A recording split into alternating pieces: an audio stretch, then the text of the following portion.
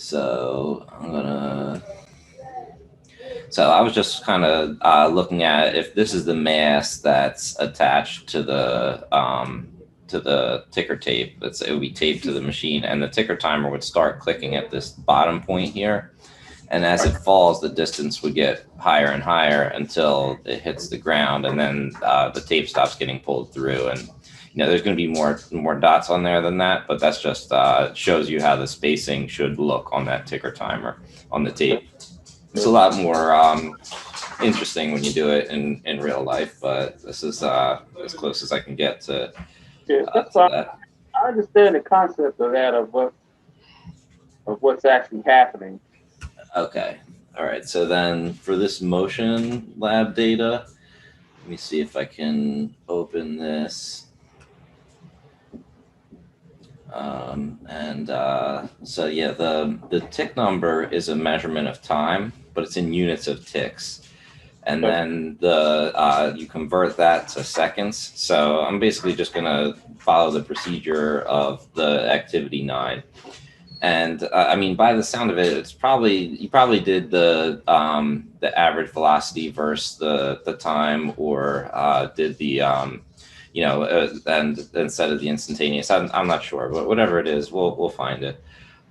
So to calculate the time in seconds, let me zoom in on this. All right, so A2 divided by 60, right? yeah, so equals, and then you can click on the cell or just type the password /60, and Right. then you can drag and drop or double click the fill handle, and it'll look like to the left and jump down as far as the column to the left there. Yeah, Um, I got all that. I just instead of using the box, I just went up to where the function bar is, yeah, yeah. just typed it in there. So I got that. I got A6 Okay. for that So part. then average velocity is displacement divided by time, and that gives you units of meters per second. So you just want to check out those units. And actually, the 0 point at the beginning, I probably shouldn't have had that on there Right. because the time. So just looking back at this little diagram, each tick number, like if I call this bottom tick the 0 tick, like the first distinguishable one, there's Right. usually like a blob of them together on a real ticker tape. And then, the first one that's distinguishable, you call that your origin. And Yeah. then the first tick kind of starts the stopwatch, and then the time interval from that first tick to the second tick is tick 1, since we're measuring it as time. So it doesn't really make sense to call a 0 time, because the time is measuring the interval that passes from the starting period to the ending period. So the tick number is like kind of an instantaneous point in time, where the time that we want to calculate on here as our time is actually an interval. So the first interval, I should probably just type over this, and then you can actually modify these formulas right away, and they'll update all the way through. So there we go. I just fixed that. That's something that everybody could probably stand to fix, because having that divide by 0 error up top is usually troubling when you look at the velocity. But then I'm going to replicate the average velocity formula, so you can see there's definitely an increase in velocity going on.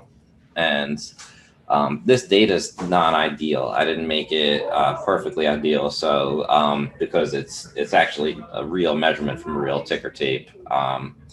And then the instantaneous velocity, that's double the average velocity. Okay, so and the reason for that is the average velocity is the velocity that it has from time equals 0 up until any given point in the motion. Okay, so if I look back at my ticker tape, the average velocity, if I call this, let me see if I can type some letters in here, or some numbers.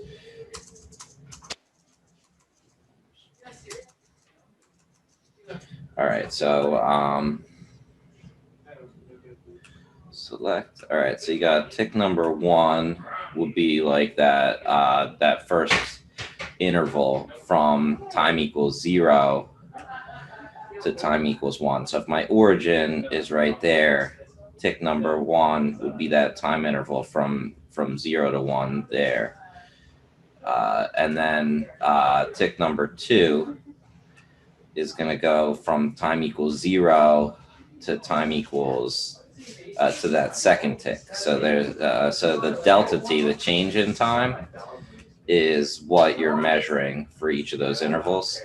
So then if you wanted to measure like time equals what tick number 6 is, you would start at the origin here, that first tick, and I'm trying to make this nice horizontal. I'm just being picky now. There we go. So for time equals 6, that's going to go up to 1, 2, 3, 4, 5, 6. So time interval 6 is going to be the velocity. Just not wanting to have to. It's so much easier with the chalkboard. So the interval for 6 is the total displacement from time equals 0. That's what's being measured for each one, and the total time. So the average velocity is this distance, which we could call like d6 divided by 6 ticks. All right, so that's kind of how the whole data set is computed. So the average velocity is during the time that it's speeding up. And this is going to be using the equation. The final velocity is equal to the basically the average of the endpoints. So the instantaneous velocity, the velocity at time equals 6 seconds, is going to end up being double the average velocity because it's uniformly accelerated. And the velocity at time equals 0 is going to be 0. All right, so it starts from rest and it ends up at some final velocity, the instantaneous speed at time equals 6. The average speed all the way up to that time is smaller than whatever the velocity is right at that point in time at 6. Does that make sense? So like on average, the entire interval is like how fast it's going as it's speeding up. But the instantaneous velocity is the velocity at that point in time. Like if you had a radar gun clocking it right at that instant when it hits that 6th tick, that would be the instantaneous velocity at time equals 6. Versus the average velocity is going to be lower because it starts off at 0 and it's getting faster and faster each time it ticks, which is what you can see by the fact that the dots are spacing out farther and farther. Well, in any number sequence, the average is going to be lower, right, than the highest point. Yeah, absolutely, because the velocity is increasing steadily.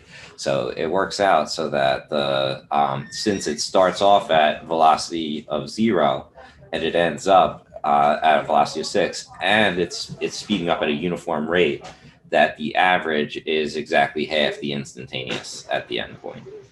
All right, so that's that, and that's using the equation.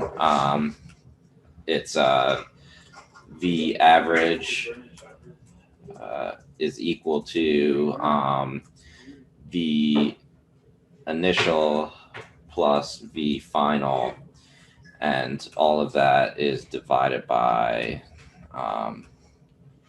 2. All right, so copy and paste my 2 here. Oops. Let me see.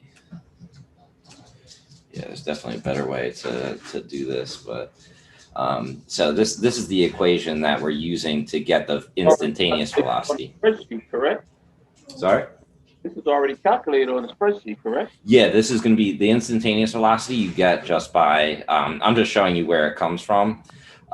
You get by rearranging this equation. Since the initial velocity is 0, so I just kind of cross that off and put a little 0 over top to show that the initial velocity is 0. Then the final velocity is divided by 2 equals the average velocity. So basically multiply both sides by 2, and twice the average velocity equals the final velocity. That's kind of proof that when you're uniformly accelerating, you can take the velocity at any 2 intervals and average those 2 values, and that'll be the average velocity over that entire interval.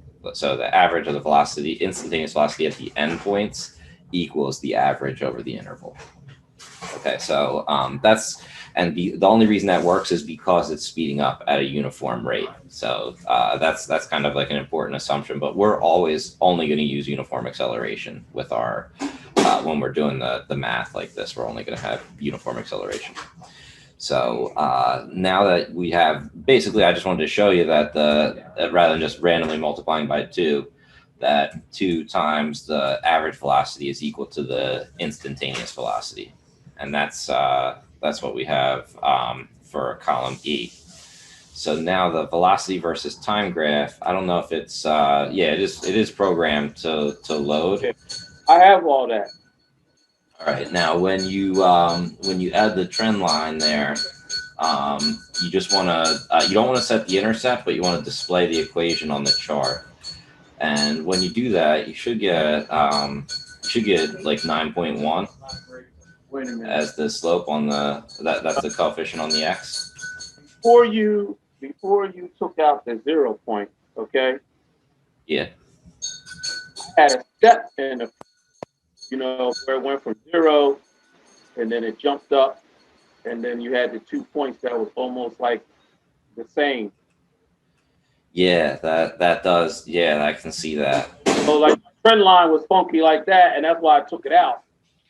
Oh, okay. Yeah. So that with that, really what we need for this is just a portion. Like we don't need all 20 some of these points or however many there are to get the you only really need 2 points for a line, but since it's experimental data, we want to have a good portion of that motion that we can say is uniformly accelerated. So seeing all those points follow that trend line pretty closely, there's definitely that glitch in the beginning. You could just erase that off, and when you cut that off, it fixes the rest of it still follows that trend. So now mine look like. Okay, so you have the slope as 9 point. Let me go back to what it was. It should be anywhere between 9.1 and 9.2. Okay, so now that's the thing. So how do I get that y-axis number that you got on there? The trend line. Okay, so like the equation for the trend line.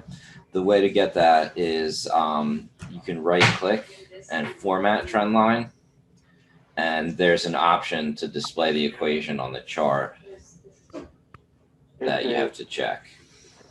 Format plot area, is that it? Oh no. No, get it right on the trend line or right on one of the data points. Right on the trend line, then right click. Yep. And that I'm getting reset the match, select data. There should be an option for format trend line. Maybe get it like right on that line. Okay, I got it. Okay, then yeah, once you check that box for display equation, some people do the R squared value. The R squared value should be really close to 1 if it's a good fit, which this is. You can just see visually it's a good fit. On the chart. So you have the what's it called? The equation with the slope of close to 9 something. Wait a minute. I have 9.0989. Perfect. So that's your experimental acceleration. Now, the actual theoretical acceleration due to gravity is 9.8 meters per second squared, and that's a number we work with a lot. But it's 9.8 meters per second.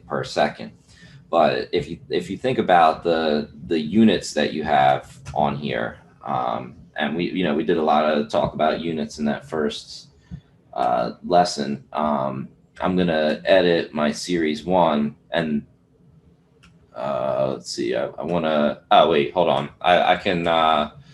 It's always chart design and then quick layout, and I can throw some units on there, and that's what I want. I want to just demonstrate the units here. The y values here are velocity, and that's in meters per second, and the x values are the time in seconds. So since a slope is rise over run, and the slope of the trend line here is the coefficient on the x, that's y equals mx plus b. So the slope m is the acceleration, because if you take the rise over run, the rise is the change in y, the run is the change in x. That's meters per second divided by seconds, which is meters per second squared, and that's acceleration. So another way to think about it is, if this graph was really steep, then the velocity would be increasing at a really high rate. So if I just put like big distances in here, like I'll make it like, so somebody took it and like smacked it down here. So now it's up to like 0.5, 0.8, 1.2, 1.6.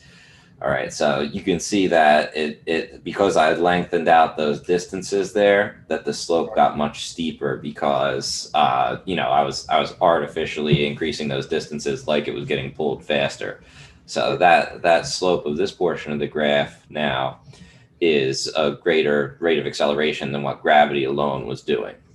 So maybe you could think of it as like I flipped on a magnetic field or an electric field that like was able to externally push on the mass at a greater amount.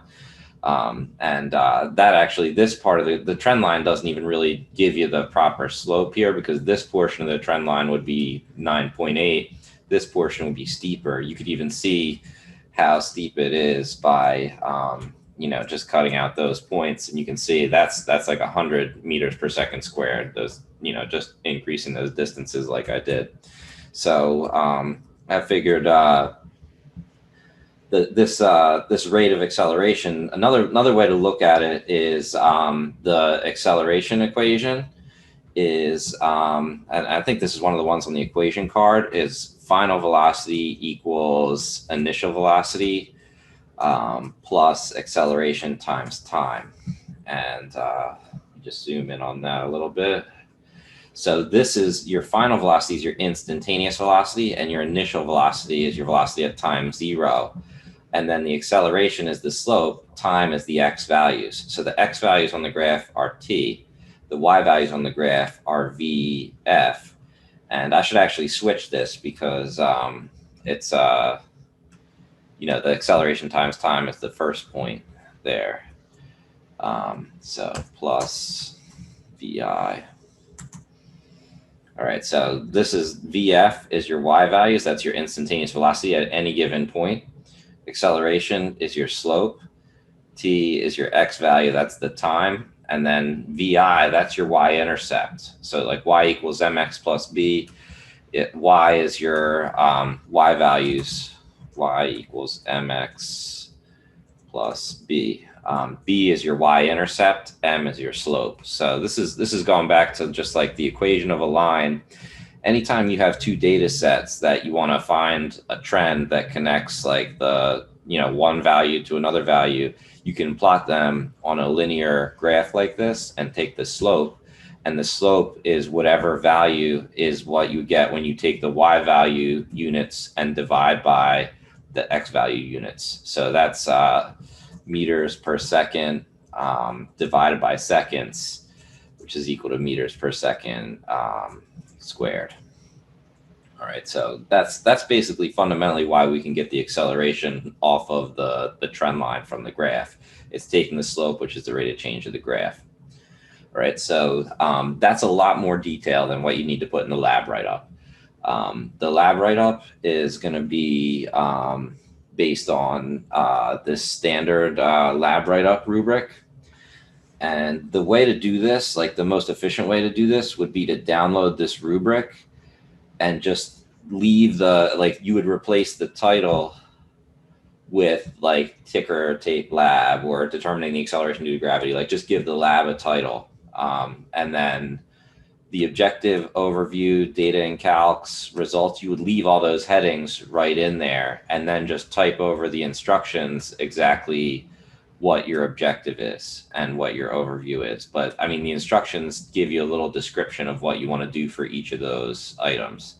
So, I mean, the objective of the lab is to experimentally determine the acceleration due to gravity. And that actually had you could copy and paste that directly off of the objective of the overall thing. That's like your thesis statement of the lab. And then the overview, this is all the verbs that you would do during the data collection process, including any measurements. So it's not no calculations, nothing you do on the spreadsheet shows up in the overview here. It's only measured values. So like taking the meter stick and measuring those distances that are actually already recorded for you. So it's the entire overview I basically had done for everybody. It's, I would say it's, the experiment starts by attaching a mass to some ticker tape, and then the ticker machine's turned on and the mass is released, pulling the tape through the ticker Right, machine. so it's basically just what happened, like, what happened in the video. Yeah. So the overview is the description of the actual procedure, and it's in like a narrative form. It's in a paragraph form, not a step by step procedure. And then the data and calculations. This is how you took your measured values and turned them into that result. So basically, everything up to calculating the average velocity, converting time from ticks to seconds, calculated average velocity as displacement divided by time, doubled it to get instantaneous velocity, and then plotted velocity versus time, and then took a trend line, or what that's also called a linear regression, which is just a fancy way for saying put a trend line on there. But used a linear regression or trend line to get the slope of the velocity versus time graph, which is the acceleration by definition. And then that acceleration is your result. So then you would actually give the numeric value of the acceleration as your result. So the whole thing, like the objective is the problem statement, the result is the answer with the units, but then the overview and data and calculation section, that's saying how you did the procedure to get the numbers and then analyze the numbers to get to that result. So make sense? Yeah, somewhat. So for the data calculation, if you was going to put something like you calculated the time for each ticker in seconds. Yeah, I mean, I wouldn't even what I'm looking for when I grade it. I'm actually looking for really concise with these lab write-ups. Like if it's longer than a single sheet of paper, it's too long. Especially with this lab, because this lab's like it's not a complicated procedure. I mean, do you want, on the Excel spreadsheet, A2 divided by 60? I mean, you don't have to write the formulas in there. You can just say what the whole gist of it was. We calculated. You could say, I would say, from the time in ticks and displacement in meters, calculated the time in seconds, and then use that to get the average and instantaneous velocity. Graphed instantaneous velocity versus time, and took the slope of it to get the acceleration. And that's the data and calculation section. It's just saying the technique that you did. You don't have to go into the detail of the actual formulas. If you wanted to, since you already have them on the spreadsheet, you could even if you hold down Control and press tilde, it's that little thing to the left of the number 1 at the top of the keyboard, like the little squiggly tilde. It shows you the formulas that you typed in. I mean, you could even say "see attached" and show the formulas, or just attach the graph to the data and calc section and have that in the body of your lab.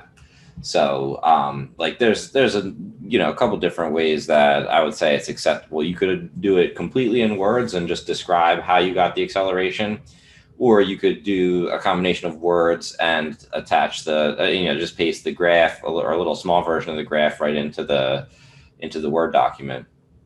But basically, I'm just looking for, you did the calculations and then got the slope of the velocity versus time graph. So graphing velocity versus time, taking the slope to get the acceleration, that's kind of the key data and calculations thing that people usually miss when they write this one up. So as long as you say that, and that's pretty much the main part with the data and calcs. And then the results is just a single thing. Our experimental acceleration due to gravity is 9.1 or 9.09 meters per second squared. And that's just the value on your trend line, which I think you had. And then the error analysis is, why did this not equal exactly 9.8? And that's the part that's going to be hard, not having actually physically done the experiment. But why do you think the value is lower than 9.8 if I'm using real data here? I don't think the value is lower than 9.8. So ideally, if it was a perfect world and there was no and it was in true free fall, exactly right. That's some sort of drag or something. Exactly. So when the ticker timer is striking the paper, it's got friction with the tape, and also there's air resistance. It's falling through air. So it's like the combined effect of pulling the tape through with the, so yeah, drag force is the reason why it's not exactly 9.8. So it's actually easier to explain when it's a little lower than when, if it's too high, like that's hard to explain. Sometimes I do it in class and kids get too high. And I don't know how that happens, but it just does sometimes. I usually tell them to say, well, maybe you were pulling your hand up while the thing was falling and making the tape slide through faster, or maybe the weight was rotating and sped it up. But in this case, everyone should have the same explanation, which is there's drag force. So that would be in the error analysis section. And that's all you really need to do is say, why did you not get perfect results? Any explanation that kind of connects your experimental procedure. It could have been, my thinking along those terms, drag and all that. It also could it also been some kind of environmental issues as far as where the test was done, air condition blowing, blah blah blah, or anything like that? Yeah, well, I mean, if you did it in like a windy environment and it was pulling the tape and the tape was bowing, it probably would fall through. It would pull through faster. So yeah, anything that would affect the motion of the mass in any way would cause it to not be ideal. And that's really where I think the majority of the thinking goes into the lab. Once you get the feel for like what's supposed to be done on these things, then the error analysis is the higher level thinking, because that shows that you have to really like understand the physical environment that you're working in. So yeah, those are all good points. I mean, I would say just as long as your error, whatever you're off by, is consistent with your explanation, then with this lab, the drag force is all you need. And I think there might have been a question or two on the there's a couple of questions. It did ask a question about the displacement versus time graph, and is the slope constant? And I can just point that out right now. So if I wanted to do a displacement versus time graph, I'm just going to copy and paste the same graph. I had that. What part is that in? The displacement versus time graph, I don't think was on. That's in the calculating G thing, right?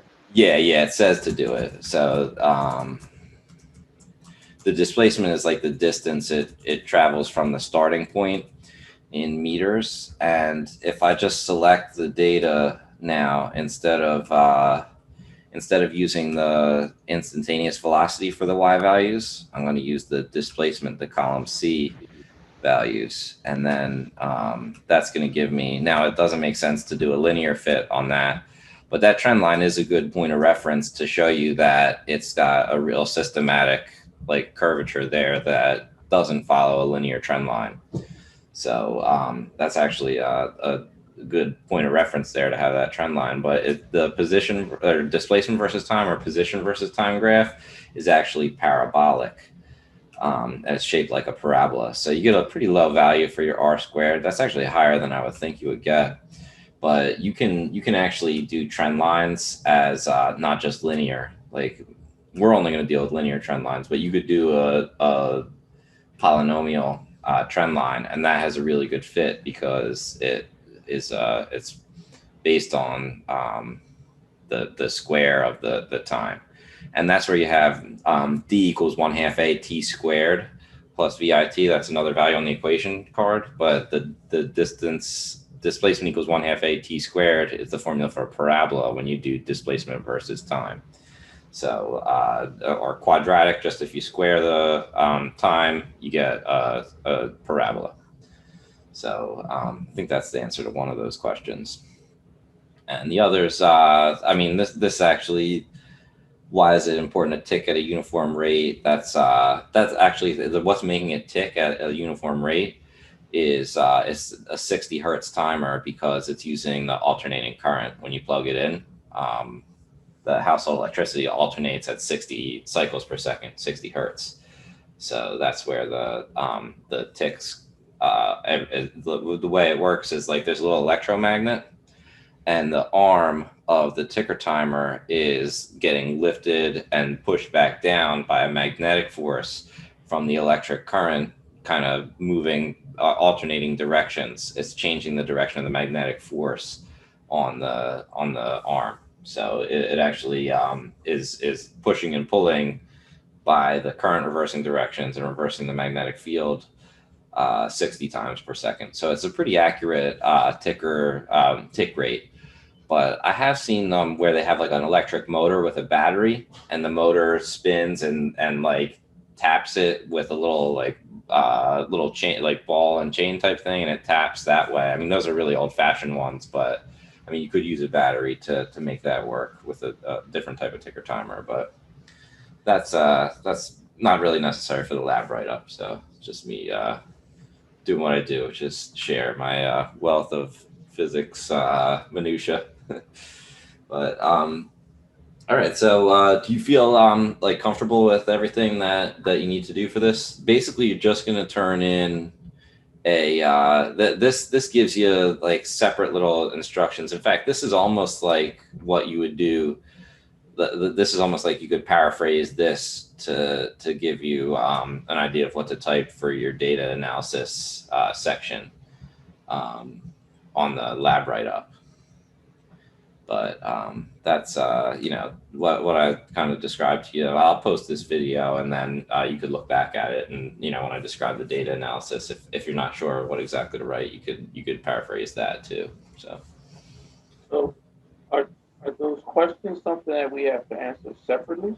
Yeah, right after the error analysis, just do like 1, 2, 3, 4, and just quick one sentence answer or whatever you think is sufficient to answer that. There's nothing. I don't think they're too complicated. But let me see what I said to. Okay, so yeah, there's 2 things you turn in: your final submitted laboratory report and the completed data analysis spreadsheet file. So you would want to attach that spreadsheet to the submission. So yeah, just save it the way it is. If you have the slope, then that's pretty much a finished form. And then when you write up the lab, that's the only other thing you have to turn in. But the questions, you can write them on the end of the lab write up. And I think it says that on the rubric here. Any questions you would do right after the error analysis. Now, the point totals on this rubric, I don't think those are accurate. I think that's based on, actually, maybe it is accurate, 50 points. I think that's the number of points I put on this assignment. But either way, it's like, it's all relative. Like the point values over the course of the semester are going to average out to the amount of time that we put in, pretty much. So. But if you do the write up and you have those elements that are on there, then should work out really well. Because I'm going to be grading this one pretty leniently because of the fact that it's the first lab write up. In fact, I don't even know how many more lab write ups I'm going to do. It's only a 6-week course, so maybe one, maybe not. I'm not sure because I do want to make sure I get to certain things. Right. Oh, on our graph here, the number you got for your graph. So which graph you want to look at? For the Excel graph where we have the trend line on that. Yeah. Question is this: if we're using both the same numbers in calculations, then how come your number is different than the one I have? Oh, I don't know. Maybe there's a typo in there somewhere. I was thinking about that. Yeah, it's different in like the fourth decimal place, right? Yeah, because yours is 90936 and mine is 90989. Yeah, I don't And then know. I get That's zero zero point just like a slightly different y-intercept too. Um, the only thing I could think of is that see that shouldn't happen because we have we maybe have it's a different version of Excel. I I mean, don't know. it should be the same though. Mine is older probably, so Well, I mean, it could be that, or it could just be like one of the yeah, I don't know. Maybe like if we went through and looked at all the numbers for the displacement and for the tick number, if there's any differences in any of those numbers, that would explain it. But as far as I'm concerned, this would only be since we're only using three significant figures for any given measured value. You'd only take the slope out to three places anyway, and in fact, it doesn't really. It would make more sense to use two sig figs because 9.8 is 9.806 is the ideal acceleration due to gravity, but your estimated place is right in the tenths there since it's 9.1 is what we have. It's rounded to that anyway.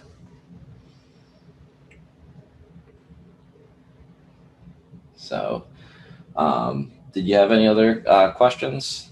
Because I'm gonna probably be making. I gotta make dinner for my kids in a couple minutes, but they're not bugging me yet. So, my wife and I'm looking at her either. I'll try to figure out because I mean, they say this the spreadsheet thing or whatever. I didn't have any problem with that. yeah. The graph and all that. I didn't really have any problem with that. The only thing is, um, to make the displacement graph, Hmm. how do you do that? Oh, for that, I just changed the series. So I went to select data, and When, so when do I have to click on the graph? yeah. So right click anywhere on the graph, All right. um, and then you'll get prompted. So when you right click, you can see select data as a choice, and then in the series that you're in, you're basically just going to change the y values. It's a little tricky. You probably want to highlight all the y values there and just erase them. And then when you're inside that field, or you can click on the little button to the right of the field, um, you just highlight the numbers only. Now on Google Sheets, you would have to highlight the numbers and the column heading, but on Excel, you just highlight the numbers. Yeah, but Uh, I'm not even getting there. So wait a minute. So if I right click on the graph, all I'm getting is that plus sign or whatever. okay. Click not so you don't want to do this. Click on the overall like window of the graph so that you're not selecting the trend line or the data points or anything. And Yeah, but then it's got the graph boxed out. That's what I'm in. here, let me make you the host, and then I'll look at what you're doing. Can't Uh, because remember I'm on two different computers. oh yeah. Try that first. Okay, so when you right click it, does a menu pop up?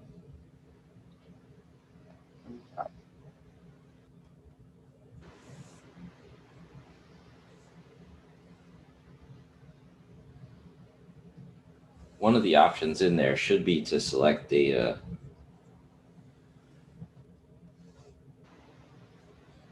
I get fill, art line, chart, art line. I get the cut, copy, and paste, and all that kind of stuff. All right, wait, I have an idea. Maybe we could do it a little differently because this isn't like a major objective of the lab. This is just something that I wanted. Like, you don't have to turn in the displacement versus time graph. I just had that question on there, and I figured it was a good chance to introduce that it's parabolic. But if you highlight the displacement column, like the whole column, and just we could just copy it, and let's see how this works, and then click right over the velocity and paste it in, then your velocity versus time graph will immediately update to displacement versus time. So you could just do it that way if you wanted to make the graph. And move it over the velocity. Yeah, because the graph is looking at the cells. So if you just drop the numbers in for displacement over the velocity, it'll go and do that. And then you can undo it if you want to have the velocity time graph on the spreadsheet that you turn in. Yeah, then I get like a 1.459, something like that. Yeah, the trend line doesn't even really have any meaning for this. I mean, it does. It's the average velocity if you're doing displacement versus time, because meters divided by seconds would be velocity and not acceleration. But the displacement versus time graph is basically just that's like it's not an objective of the lab. That was just a question that I don't know why I left it on there, because it's a whole separate graph that people would have to figure out how to make. But this video will definitely You got to help. answer the question. Yeah, yeah. Well, I mean, I don't want everyone to struggle trying to figure out how to make a brand new type of graph. Um, when well, I guess it is something that I do include in the instruction, that the uniformly accelerated free fall motion, position versus time is parabolic, and velocity versus time is linear. So, Just as a question, like, right? I'm sorry. I said, just as a question, theoretically, when you talk about the displacement over time, you talk about whether it's constant or not, right? Yeah, yeah. The slope is not constant. The slope starts off. If it's flowing at a constant rate, then the displacement is going to be constant. Isn't that correct? Well, okay, so that's a good question. The velocity is increasing at any given point on this graph. The slope is the instantaneous velocity. So if you take any 2 points, these 2 points where it's the farthest along, that's the steepest part of the graph. The beginning of the graph where it's falling very slowly is the least steep part of the graph. And right at the origin at time equals 0, that was when it was released from rest. So the slope is horizontal at the 0 position there. So that actually, the slope of this graph is equal to the average velocity, the instantaneous velocity at any given point. If you connected any two dots, it would be the average velocity between those 2 points. So the average velocity is the line that connects the 2 points. The instantaneous velocity is the slope of a line that would be tangent to the graph at that point. So if I was just to kind of look at this, copy it, and see if I can paste it in. There we go. That's actually really nice. If I paste it in here, the slope at this point right here, if I just draw a line that connects those 2 points, is not very steep, where up here the slope is steeper. So this slope is the instantaneous velocity later on at this time, where this slope back here is the instantaneous velocity early on. And since the instantaneous velocity starts off at 0 at the origin, it's horizontal, and then it steadily increases over time. You can sort of. So if it was constant, it would be flat.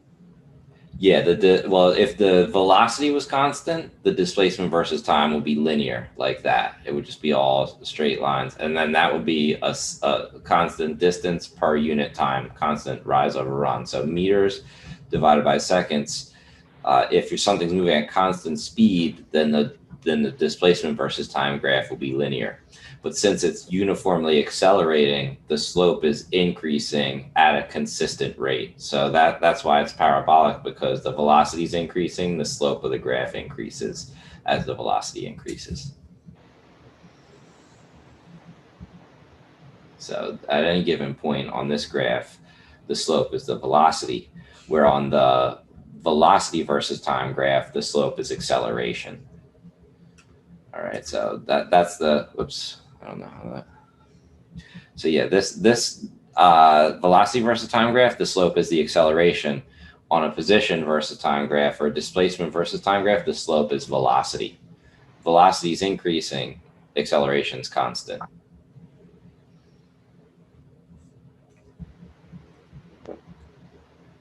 All right, so like see how like every time interval you go forward each tick, the velocity increases by the same amount. So rise over run, rise over run. It's constant slope throughout. With a little bit of, you can see how the dots kind of vary just a little bit because this is not ideal. Like that tape is getting pulled through, and some of the time it's tugging back a little harder. Other time it's not, but it's not really changing the velocity all that much. And then for the displacement versus time, that's the distance which is shown on the tape as increasing more and more. So like the time from this tick to this tick right here, from tick 5 to tick 6 is, excuse me, the same as the time from tick 0 to tick 1 or tick 1 to tick 2. Each of those time intervals is the same because it's ticking at a constant rate, but where it's moving farther, the velocity is bigger. So that's why you got this slope increasing like that. It's faster towards the end and it's slower early on. So that's uniform acceleration. Automatically are going to know, or you could calculate what the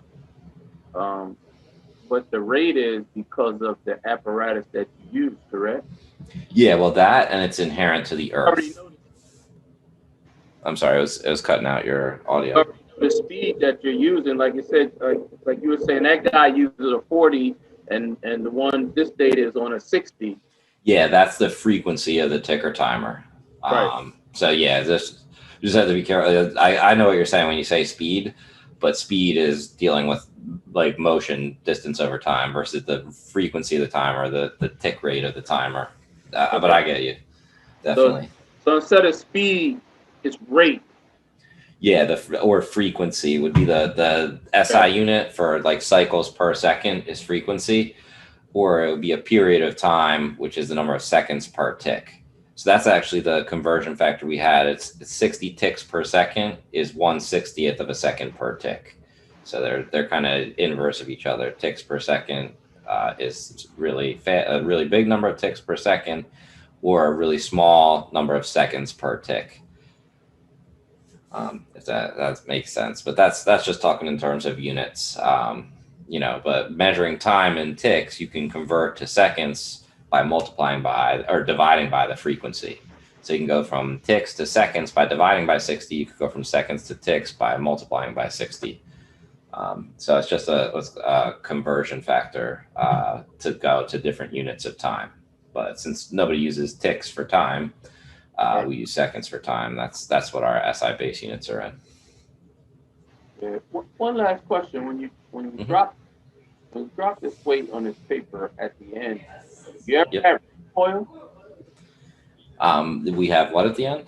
You ever have recoil when it actually hits the ground? Yeah, that's when it hits the ground. That I kind of represented that with the dots up here. Like when it hits the ground, it stops pulling the tape, and when it stops pulling the tape, it just continues to tick, and that's where you get all those dots blobbed together at the end. So I always would tell students like that last data point. In fact, that might be one of the questions: is why is the last data point not reliable? Because it may have still been in motion when that last tick happened, or it may have moved most of the way and hit the ground and then that tick hit. So it may not be, that last data point is kind of at risk. In this case, it looks like it got that extra distance. I mean, I just kind of sketched this on there, but that's absolutely something that you want to watch out for is the endpoints. And when I have students do it in class, they just measure every single dot on there, and it's pretty cool how you can see it show up on the graph where all those ticks afterwards that they measured, they make the graph, the velocity versus time graph drop off, and not continue linear. So I'll always cut out the portion of the velocity versus time graph that's linear so they could get a measurement of just the uniformly accelerated portion and not all the stuff that happens on either endpoint. So the calculation is based between the first tick and what the last discernible tick in or something like that? Yeah, you want to just, I mean, it doesn't have to be the full portion of motion. You could take any little selection as long as you have like 5 or so ticks in a row and they're following that linear shape. You could pull the trend line is attainable. Like you could get the trend line out of that. But I like to use the full portion there and see, see if there's any movement around that trend line with what you're doing. Okay. Thanks a lot for your time. Oh, yeah, no problem. This is going to help everybody. So I appreciate you being willing to share. If I post the video, yeah, again, you're all right with that, right? Like if, because I think this is going to help. I don't have to if you don't want me to post it, but. No, it's fine. Okay. It's fine. I can't be the only one. Oh, no, everybody has questions. They all do. And some people are just not going to ask. So the fact that you're getting clarification, this is going to help a lot of people. So I really appreciate you. Yeah, I don't know. I don't know like how you present your material or plan to present your material. But for me, it just seemed like it was a lot of different pieces. You know, wasn't concise enough for me to. The graph thing, I was fine. I actually had all the numbers and everything or whatever. I just didn't do the part to the trend line measurement, or I would have had the number you asked for. That's why when you asked for the number, for me it was something totally different because I didn't finish it basically to get the what the trend line value was. No, you're absolutely right. It's not concise. I had that part done or whatever, so that wasn't the thing. But it just seemed like, I'm thing over here, and this has some stuff to do on it, and this thing over here, and this has some stuff to do on it. Yeah. And like, you didn't want to get into the question of the displacement graph or do the graph, but it was one of the questions. Yeah. So it was just, Yeah, it's a lot of different angles to look at it from, and And I made a mistake 3 classes during the summer, and that was a mistake for me. But I'm in the middle of it now, so I'm just my head is frazzled. Well, I think that I'm glad that we had this session because this is going to help a lot of people getting it posted like midweek right now, and I'll put it up tonight once I got to render the video and everything. But this is going to help a lot of people. You're going to see, and I think I'm going to get some comments on that. So much appreciation on behalf of all the other students because a lot of them would have sat back and probably. Thanks for your time, man. Thanks for your time. Now this is definitely a big help for me too. And all that is so. All right. Thank you so much for your time. I appreciate it. Anytime. I'm glad that if you're running into any issues with any of these assignments, then the dialogue that we're having is going to be really helpful for everyone else. So if you get the assignment started early, then you be on me about stuff because chances are if you're struggling with something, it's not because of anything about you. It's because of the way I put the stuff together because this is all one big experiment. Like I've done a couple rounds of this, but it really every posting is a little different. I change things up and it is a lot. It's like the elephant in the room in the dark, like you feel around for the you feel the trunk and you feel this and that and until you turn on the lights and put it all together, it's not you can't really see the big picture. So this will help. Once you kind of explain it, I wasn't in as bad a shape as I thought I was.